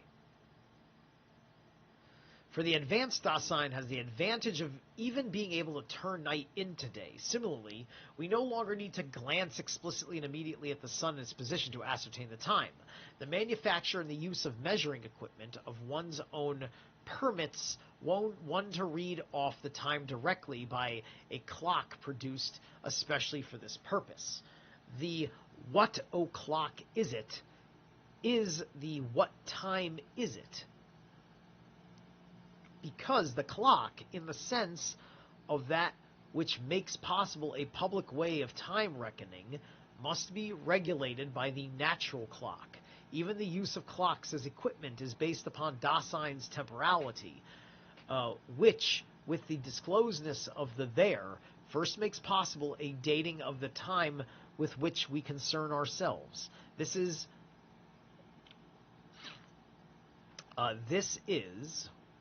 shoot, I lost the "this is." What o'clock is it? Natural clock makes first possible date o'clock with the current result.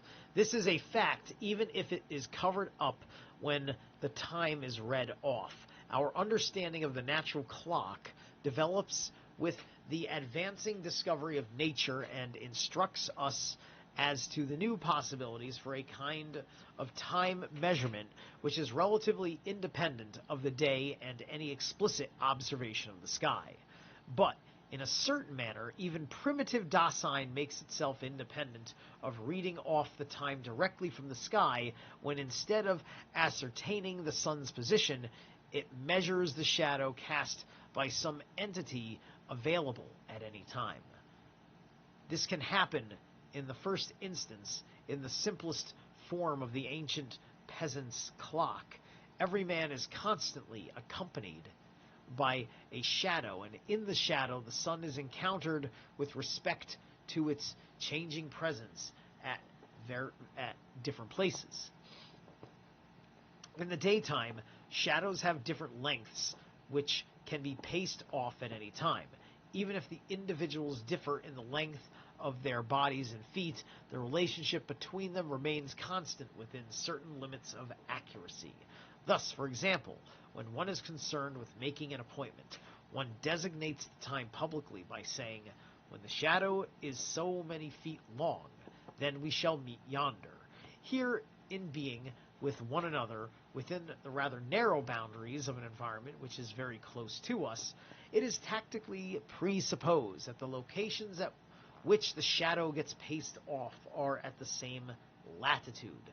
This clock is one which Dasein does not have to carry around with it. In a certain manner, Dasein itself is the clock.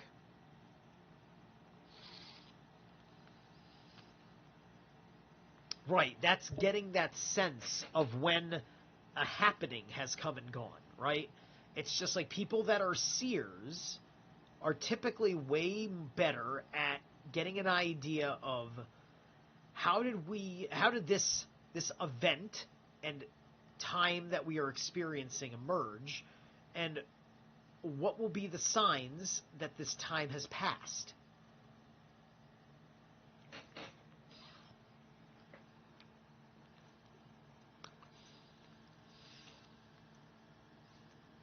The public sundial, in which the line of a shadow is counterposed to the course of the sun and moves along a numbered track, needs no further description.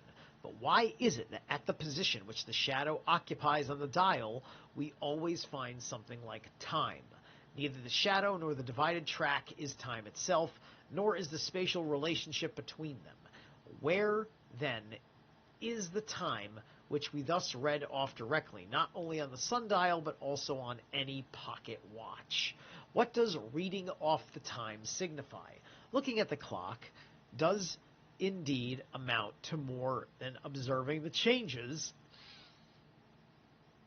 in some item of equipment which is ready to hand and following the position of a pointer. When we use a clock in ascertaining what o'clock it is, we say, whether explicitly or not, it is now such and such an hour and so many minutes. Now is the time for, or there is still time enough now until. Looking at the clock is based on taking our time and is guided by it. What has already shown itself in the most elementary time reckoning here becomes plainer. When we look at the clock and regulate ourselves according to the time, we are essentially saying now. Here, the now has, in each case, already been understood and interpreted in its full structural content of datability and spannedness, publicness, and worldliness. This is so obvious that we take no note of it whatsoever. Still less do we know anything about it explicitly. So hang on a second. Let me see. We're almost 10 o'clock. How many pages we got left? 1, 2, 3. 3 pages left. Excellent. We're going to take one more break. This is going to be the last break. And then we're going to do the last 3 pages. A time clock is a tool. I see this guy didn't cook.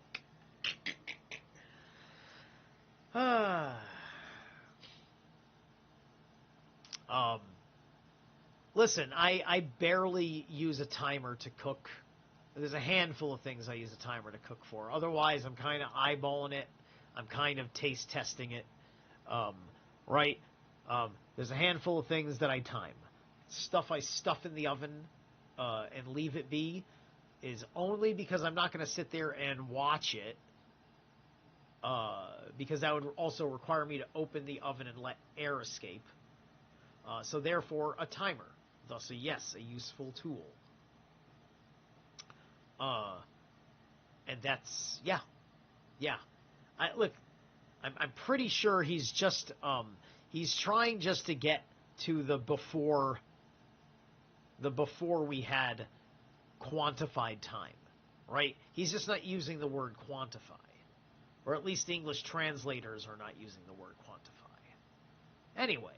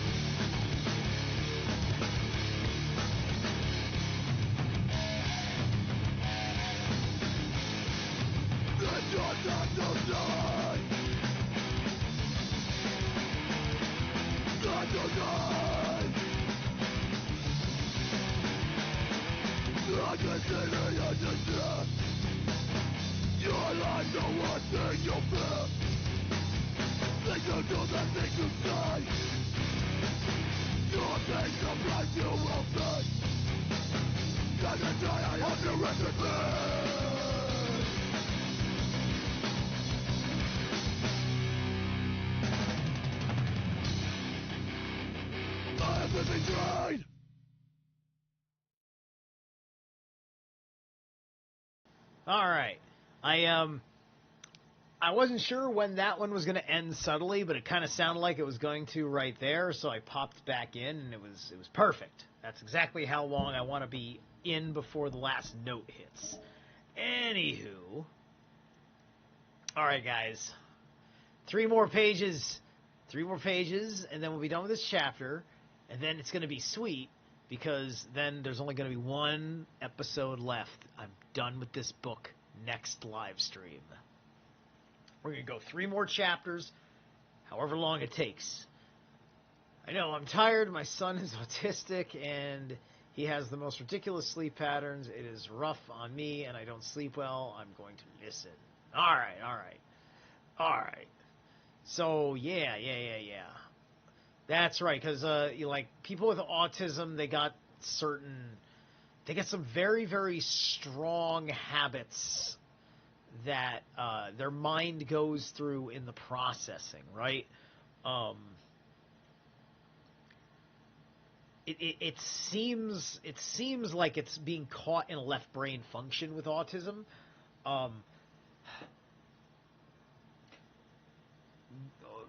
You figure out something. Find something that's got a magical context that can get him to find some balance in his brain, right? Like, autism is not supposed to be what people have. People that have autism,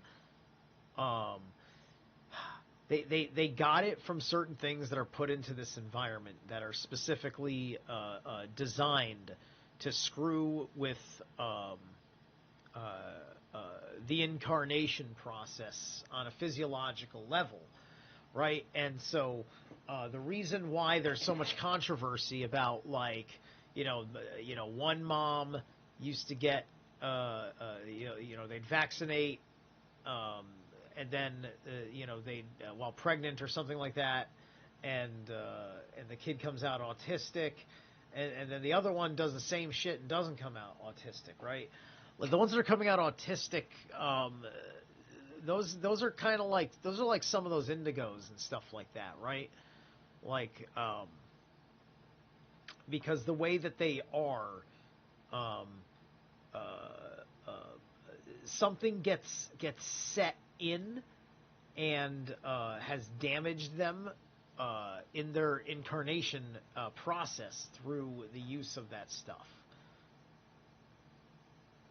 So there's healing that needs to be done on a very primordial womb level. Okay.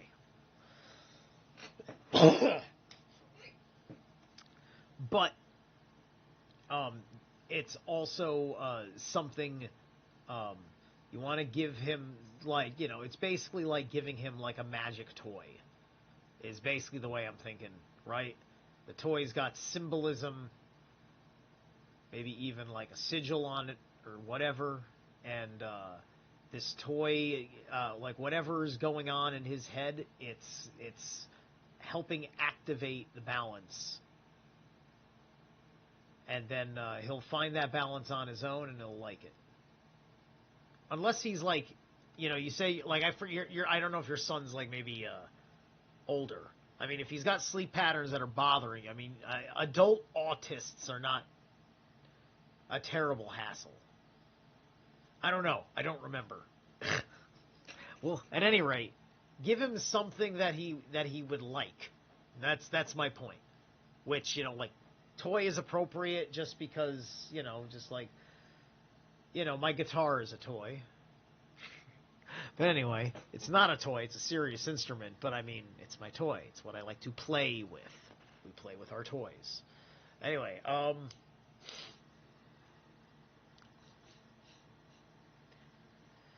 saying now, however, is a discursive articulation of a making present which temporalizes itself in a unity with relative awaiting. The dating which is performed when one uses a clock turns out to be a distinctive way in which something present at hand is made present. Dating does not simply relate to something present at hand. This kind of relating has itself the character of measuring. Of course, the number which we get by measuring can be read off immediately, but this implies that when a stretch is to be measured, we understand that our standard is, in a way, contained in it. That is, we determine the frequency of its presence in that stretch. Measuring is constituted temporally when a standard which has presence. The idea of a standard implies unchangingness. This means that for everyone at any time, the standard, in its stability, must be present at hand. When the time with which one concerns oneself is dated by measuring, one interprets it by looking at something present at hand and making it present, something which would not become accessible as a standard or as something measured except by our making it present in the distinctive manner. Because the making present of something having presence has a special priority in dating by measuring, the measurement in which one reads off the time by the clock also expresses itself with special emphasis in the now.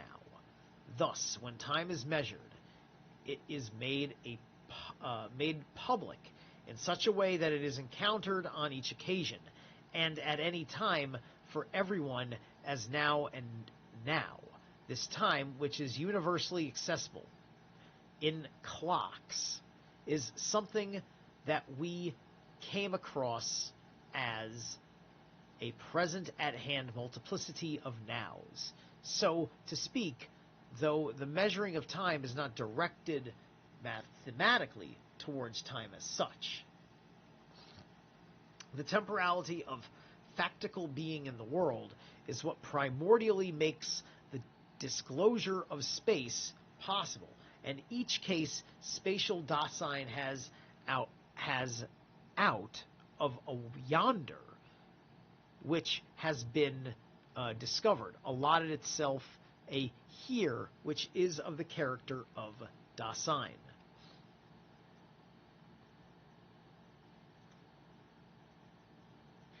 Well, he sleeps exactly 8 hours. That's healthy. It's very healthy. And he's super relaxed. But I don't know. So he's super relaxed. So, but what's so crazy about his ridiculous sleep patterns? It is rough on you. How is that rough on you? I don't understand how that doesn't sound rough if he's relaxed. Because all of this, the time with which Dasein concerns itself in its temporality is, as regards its datability, always bound up with some location of that Dasein. Time itself does not get linked to a location, but temporality is the condition for the possibility that dating may be bound up with the spatially local in such a way that this may be binding for everyone as a measure. Time does not first get coupled with space, but the space, which one might suppose to be coupled with it, is encountered only on the basis of the temporality which concerns itself with time. Inasmuch as both time reckoning and the clock are founded upon the temporality of Dasein, which is constituted for this entity as historical, it may be shown to what extent ontologically the use of clocks is itself historical, and to what extent every clock as such has a history. The time which is made public by our measuring it does not by any means turn into space because we date it in terms of spatial measurement relations. Still less is what is existentially ontologically essential in the measuring of time to be sought in the fact that dated time is determined numerically in terms of spatial stretches and in changes in the location of some spatial thing. What is ontologically decisive lies rather in the specific kind of making present which makes measurement possible. Dating in terms of what is spatially present at hand is so far from a spatializing of time that this supposed spatializing signifies nothing else than that an entity which is present at hand for everyone in every now is made present in its own presence. Measuring time is essentially such that it is necessary to say now, but in obtaining the measurement, we, as it were, forgot what has been measured as such, so that nothing is to be found except a number and a stretch.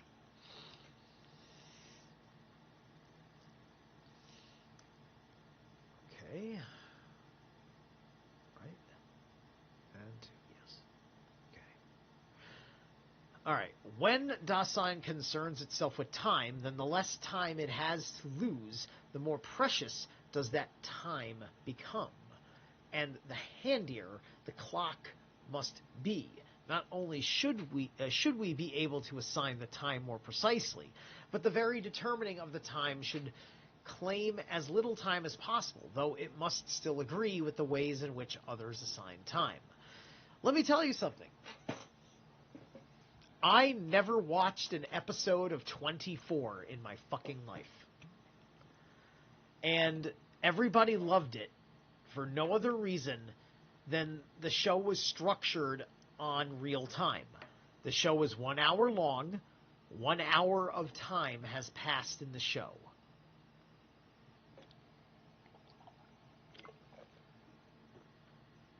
Right? So everything that you see has to rationally make sense within that kind of flow of time. You have to stick with a character's point of view in a certain manner, right? And so that way, from episode to episode, there's no downtime episode to episode, right?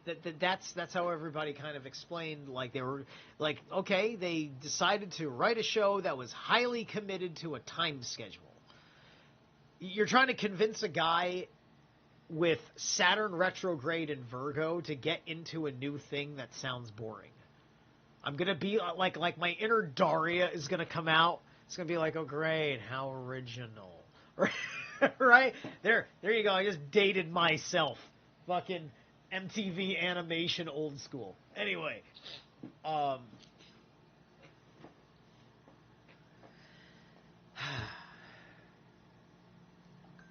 The measurement of time gives it a marked public character, so that only in this way does what we generally call the time become well known. In concern, everything has its time attributed to it. It has it, and like every entity within the world, it can have it only because, after all, it is in time. That time wherein entities within the world are encountered, we know as world time. We reason of the ecstatico horizontal constitution of the temporality which belongs to it. This has the same transcendence as the world itself. With the disclosedness of the world, world-time has been made public so that every temporally concernful being alongside entities within the world understand these entities circumspectively as encountered in time. The time in which the present at hand is in motion or at rest is not objective. If what we mean by that is the being present at hand in itself of entities encountered within the world, but just as little in time subjective, if by this we understand being present at hand and occurring in a subject, world time is more objective than any possible object, because with the disclosedness of the world, it already becomes objectified in an ecstatico-horizontal manner as the condition for the possibility of entities within the world. Thus, contrary to Kant's opinion, one comes across world-time just as immediately in the physical as in the psychical, and not just roundabout by way of the psychical. Time first shows itself in the sky, precisely where one comes across it when one regulates oneself naturally according to it, so that time even becomes identified with the sky. Yes, the great sky clock. There's no other primordial relationship that mankind has with the sky than as a time clock. World time, moreover, is also more subjective than any possible subject, for it is what first makes possible the being of the factically existing self. That being which is as now well understood is the meaning of care. Time is present at hand, neither in the subject nor in the object, neither inside nor outside, and it is earlier than any subjective or objectivity. Because it presents the condition for the very possibility of this earlier, has it then any being, and if not, is it then a mere phantom, or is it something that has more being, siender, than any possible entity? Any investigation which goes further in the direction of questions such as these will come up against the same boundary which has already set itself up to our provisional discussion of the connection between truth and being. In whatever way these questions may be answered in what follows, or in whatever way they may first of all get primordially formulated, we must first understand that temporality, as ecstatico-horizontal, temporalizes something like world time, which constitutes a within-timeness of the ready-to-hand and the present at hand. But in that case, such entities can never be designed as temporal in the strict sense. Like every entity with a character other than that of Dasein, they are non-temporal, whether they really occur, arise, and pass away, or subsist ideally.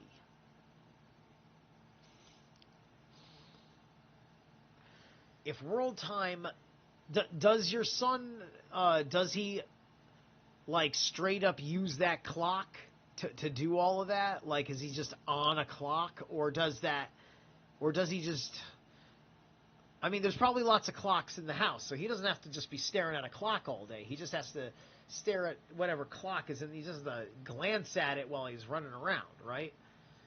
I mean, like, if you can get out of where you're at, like for a weekend or something, go camping, get him, like, you know, see how he reacts to nature, see how he reacts, like, whatever, like, let him whatever, see how he keeps his schedule, like, but set it up, like, or to have a thing, an activity, because if your son is stuck in certain cycles, he's going to have a very, very hard future, right? He's going to have very, very limited choices, right? And it's okay if he wants to have limited choices, but he needs to be able to make an informed decision about that. So, let him have a weekend in the woods without a timepiece.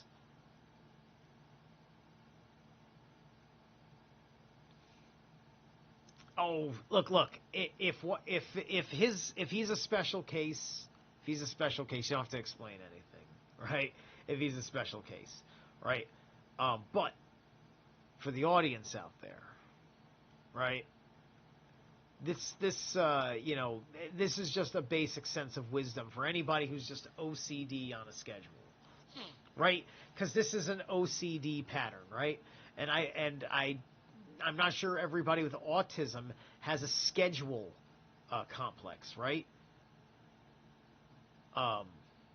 And just remember, doctors only have a particular approved psychological profile on him, right? And then it's your experience of him, the doctor's version of your experience with him, and his interpretation of your experience with him, and then there's anybody else in your field. And obviously, I am not a witness to your son on the daily to be able to study his patterns. But we'll talk about it. We'll talk about it if you think I can help. But I might be busy tomorrow.